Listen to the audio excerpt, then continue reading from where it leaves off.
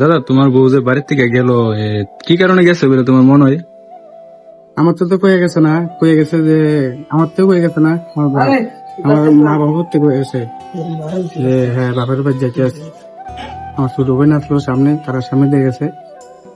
তারপরে আমি দুপুরবেলা ফোন দিয়ে দিই, দুটো মোবাইল সুইচ অফ। তারপরে 2 দিন পরে খবর পাই যে আরেক ছেলে লয়ে গেছে বিশালগড় বাড়ি।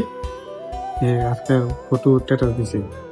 এর লগে আমার 2 দিন কথা হয়েছিল, হ্যাঁ কইছে যে হ্যাঁ আমার লগে খাইতো না, হ্যাঁ কুটনি হয়ে গেছে হ্যাঁ ছেলের লগে। যে সময় গেছে এর আগে কি তুমি কিছু জানো যে এরকম কিছু যে হ্যাঁ কেউ লোক কথা কো বা তোমার কোনো সন্দেহ টন্দেহ হয়েছিল বা হ্যাঁ কিছু কইছিল মনের কথা যে এরকম কিছু যে এখান থেকে যাইবো বা এমন কিছু বাচ্চারি ফালাই? কারণ 2টা ছোট ছোট বাচ্চা আছে, আমরাও দেখছি এই জিনিসটা। না এমন কিছু কইছে না, কইছে আমারে যে এই 2 দিন আগে ফোন দিয়ে কইছে যেদিন চলে গেছে গিয়েছিল আমার ফোন করছে। আমি এর লগে 1.5 বছর ধরে রিলেশন আছে, আমি তো এত কথা কইতাম পারি না। তা আমি হাতে খবরটা জানছি আর কি যে এর লগে আজকে 1.5 বছর রিলেশন আছে।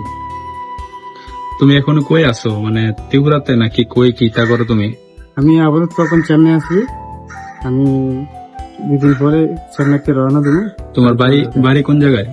বাড়ি ত্রিপুরায়, পটিয়াতে, ওটিয়া। পটিয়া বসপনগর। আর মেয়ের বাড়ি তোমার মেয়ের স্ত্রীর বাড়ি বাড়ি? বেলুয়ারচর। আচ্ছা।